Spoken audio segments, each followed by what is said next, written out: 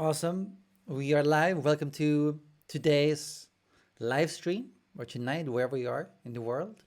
Today, we're going to talk about how to make your program drums groovy and more human as well.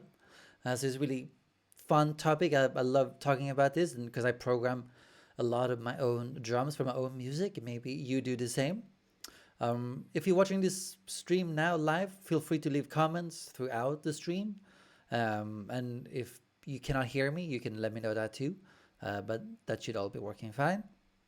Um, and before we get into the video itself, I want to tell you about a free guide you can download right away. There's a link to that in the description below.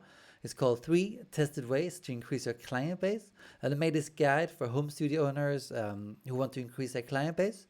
So in this guide, you can learn my tested email script of how to contact bands online.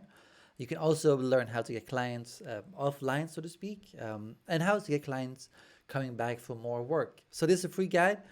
Just enter your email address and I send it to you right away. Link again is in the description below. But let's get into the topic.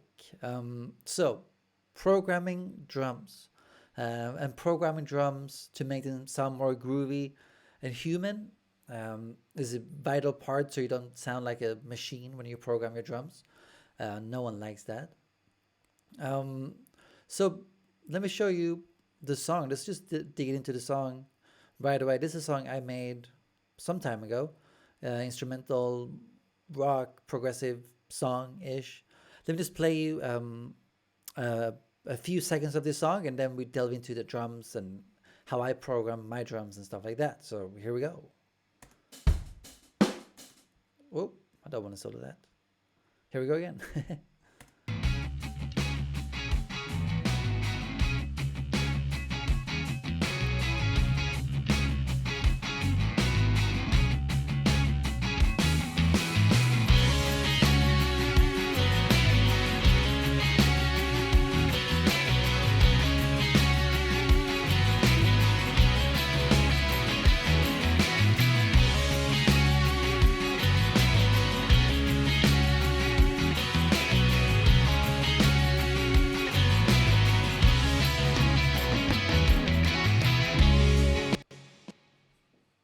Cool. So that's just an intro section of the song goes into a verse. But let's dig into the drums. I mean, you heard the drums there. They sound, to me, pretty cool. They don't sound like a machine playing them necessarily. Yeah, it's quantized, but there's still some groove to it. So the program I'm using to program my drums is Addictive Drums 2. Using this for years is a reliable, good drum program, whatever you want to call it. I'm using, usually, I use the Fairfax Volume 2. The preset doesn't really matter because I always turn all the effects off when I bounce it. You see, there's no distortion, EQ, or anything like that, or on the snare or anything like that. And I don't bounce the buses either, but we'll dig into that later. Let's dig into the important part, so to speak, um, which you should think about when you program drums, and that is, let me show you. This is the piano roll, and I chose this song because I already programmed this once. I don't want to have to program it again. That would take a lot of unnecessary time for you. So the most important thing when programming drums to make them sound human and groovy or anything like that is to think like a drummer. And what I mean by that is, and we'll listen to this later, is that a drummer wouldn't necessarily hit all the different drums at the same velocity. There wouldn't be a perfect time either, of course, but we can do something with that later. Um, but he wouldn't hit every drum equally hard. The velocity would be different. You can see down here, if you see my mouse, there's all these different, what do you call it, like faders, so to speak, and these are just the velocity of each drum hit. And usually I do keep the kick and snare drum pretty similar. They don't really fluctuate that much. You can see it goes up and down a bit. The snare is usually louder. That's just how I do it. But that can vary. The most important thing I found to make it sound more realistic and more groovy is to work on in this case, the hi-hat, because there's a hi-hat beat here. This is a 16th note pattern on the hi-hat, pretty standard. But to add groove, every other hi-hat hit or stroke, whatever, has a much lower velocity. And that makes it groove way more. Let me show you actually how it sounds without doing all this. This bar here, everything has the same velocity, and we can hear the difference when it goes into the second bar of why you need to play with the velocity. So here we go.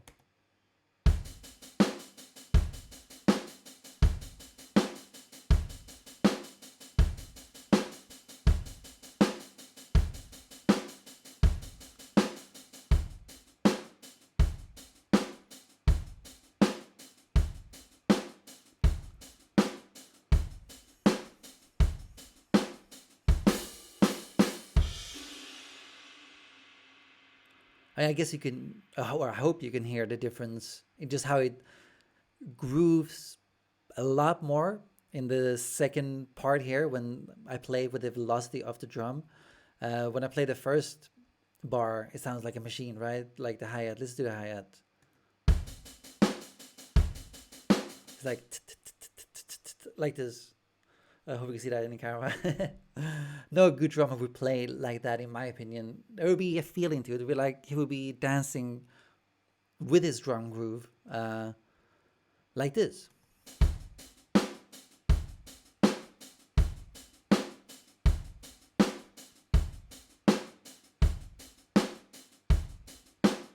Right? That's what a good groovy drummer would do. Um, so that's a really important thing when you do program your drums is think like a drummer.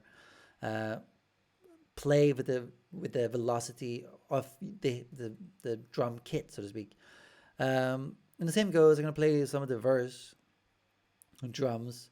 The same goes with adding ghost notes and stuff to your groove. That adds a lot of groove to a beat. Yeah, it makes it more danceable essentially. Let me play the verse groove. You can check it out.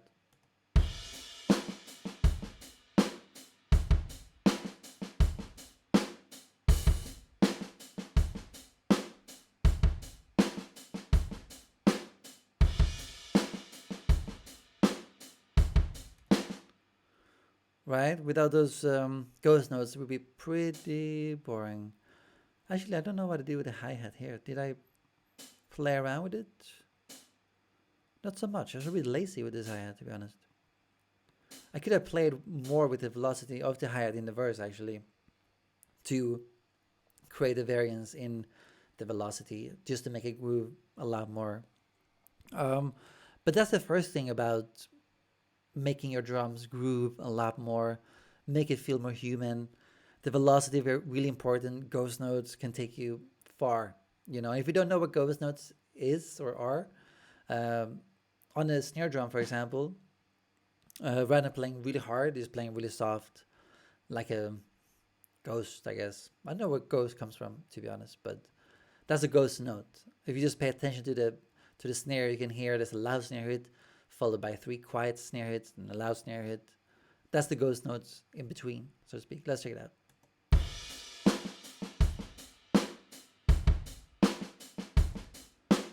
And without the ghost notes,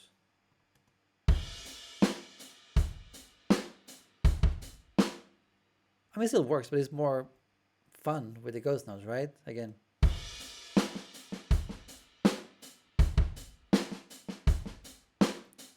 You can do ghost notes on kick drums and hi-hat, I guess, or toms, like before a tom fill.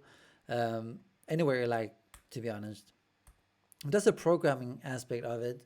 And what I do to enhance the drums in the mix. Let me just solo the drums and we'll listen to them from the programming and how you can take that to the next level in the mixing phase. Let me just play a few bars of the soloed addictive drums, program drums, and then I flick over to the mixed drums. You can hear the difference.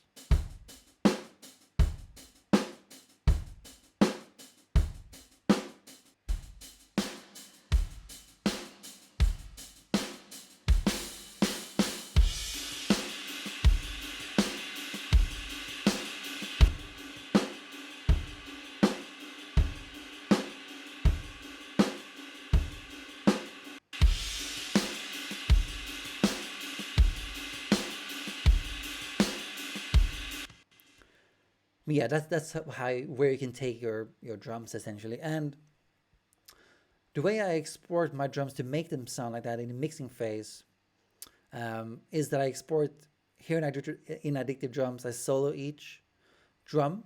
So the kick drum I solo it, snare, and or first I solo the kick drum, I bounce it, so I can import it back into Pro Tools like a kick track. You can see that here on the left is my kick track. I do the same with snare, hi-hat, all the way to the overhead and room track. Just like I would have done if I recorded a real drum set. I have the drums in the same way. So I have the multi-track of a drum set essentially. And then I just mix it like it would be a drum kit, a live drum kit, a drum kit. I wouldn't just bounce the drums to stereo track. That would be pretty boring. And a good thing, a really cool thing I want to tell you about to make your program drums come alive more is to use delay on them. You can see I have sent the overhead and snare drum to a delay. And let's see what they come in actually.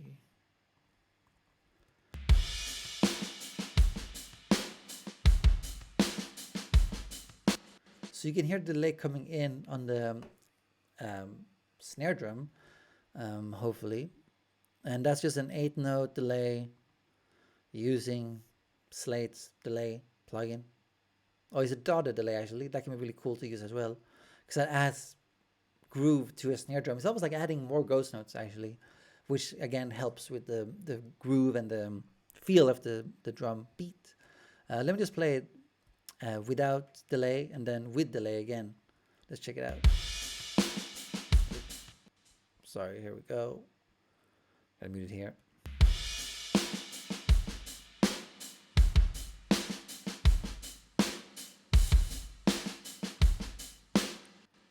With delay.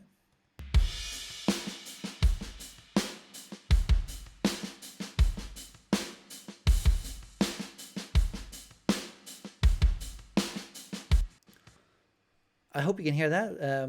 It might be a bit subtle, and hope YouTube can translate it, but it should be. But that just adds a way more groove to the drum kit, you know. And dotted delay notes can be pretty cool to do that, you know.